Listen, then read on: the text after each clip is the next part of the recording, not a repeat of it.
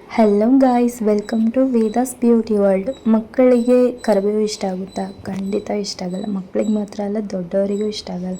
ಊಟದ ಪ್ಲೇಟಲ್ಲಿ ಯಾವಾಗಲೂ ಸೈಡಲ್ಲಿ ಎತ್ತಿಟ್ಬಿಟ್ಟು ತಿಂತಾರೆ, ಅದು ನಾವೇ ನೋಡಿರ್ತೀವಿ. ಒಂದ್ಸಲ ಈ ಥರ ರೆಸಿಪಿನ ಟ್ರೈ ಮಾಡಿ ನೋಡಿ. ಮಕ್ಕಳು ಮಾತ್ರ ಅಲ್ಲ, ದೊಡ್ಡವರು ತುಂಬ ಇಷ್ಟಪಟ್ಟು ತಿಂತಾರೆ. ಈಗ ಬನ್ನಿ ಹೇಗೆ ಮಾಡೋದು ನೋಡೋಣ. ಫಸ್ಟು ಒಂದು ಬಾಣಲಿ ಇಟ್ಟು ಅದಕ್ಕೆ 1 ಸ್ಪೂನ್ ಆಗೋಷ್ಟು ಕಡಲೆಬೇಳೆ ಹಾಕ್ಕೊಳ್ಳೋಣ. 1 ಸ್ಪೂನ್ ಆಗೋಷ್ಟು ಉದ್ದಿನಬೇಳೆ, ಈ 1 ಸ್ಪೂನ್ ಆಗೋಷ್ಟು ತೊಗರಿಬೇಳೆ, ಇದೆಲ್ಲ ಹಾಕ್ಬಿಟ್ಟು ಚೆನ್ನಾಗಿ ಗೋಲ್ಡನ್ ಕಲರ್ ಆಗೋ ಥರ ಈಗ ಆಯಿಲ್ ಇಲ್ಲದೆ ಫ್ರೈ ಮಾಡೋಣ. ಇದು ಆಯಿಲ್ ಏನು ಬೇಕು ಅಂತ ಏನಿಲ್ಲ, ಹಾಗೆ ಫ್ರೈ ಮಾಡೋಣ. ಚೆನ್ನಾಗಿ ಫ್ರೈ ಆಗಲಿ, ಆವಾಗ ಅದ್ರ ಫ್ಲೇವರ್ ತುಂಬ ಚೆನ್ನಾಗಿರುತ್ತೆ.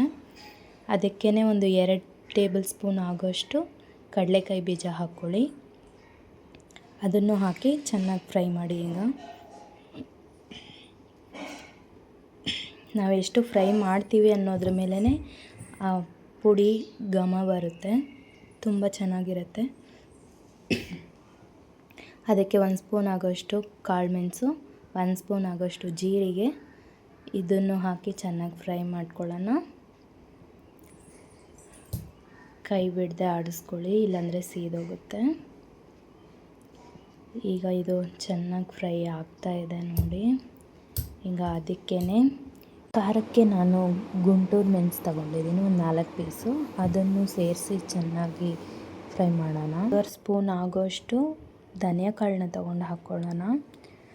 ಅದನ್ನು ಚೆನ್ನಾಗಿ ಇದ್ರ ಜೊತೆ ಫ್ರೈ ಮಾಡೋಣ.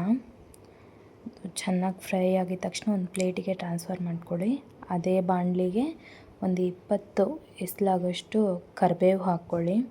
ಕರಿಬೇವನ್ನ ನಾನು ಮೊದಲೇ ತೊಳೆದು ಬಿಸಿಲಲ್ಲಿ ಇಟ್ಟು ಈಗ ಫ್ರೈ ಮಾಡ್ಕೊತಾ ಇದ್ದೀನಿ.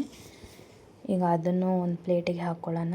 ಅದೇ ಬಾಣಲಿಗೆ 1 ಸ್ಪೂನ್ ಆಗೋಷ್ಟು ಕೊಬ್ಬರಿ ಎಣ್ಣೆ ಹಾಕ್ಕೊಳ್ಳಿ.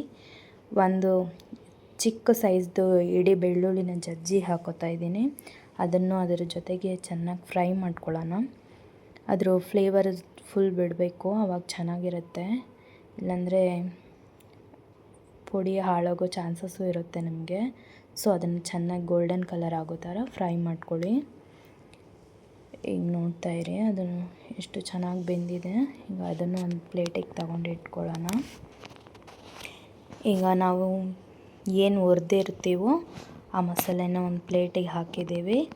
ಈಗ ಅದ್ರ ಜೊತೆಗೆ ಒಂದು 2 ಪೀಸ್ ಆಗೋಷ್ಟು ಇಂಗು, ಒಂದು ಚಿಕ್ಕದು ಒಂದು ಹುಣಸೆ ಹುಳಿ ಮತ್ತು ಒಂದು ಚಿಕ್ಕ ಪೀಸ್ ಬೆಲ್ಲ ಹಾಕ್ಕೋತಾ ಇದ್ದೀನಿ. ಇದು ಟೇಸ್ಟ್ ಚೆನ್ನಾಗಿರುತ್ತೆ, ಖಾರ ಹುಳಿ ಎಲ್ಲನೂ.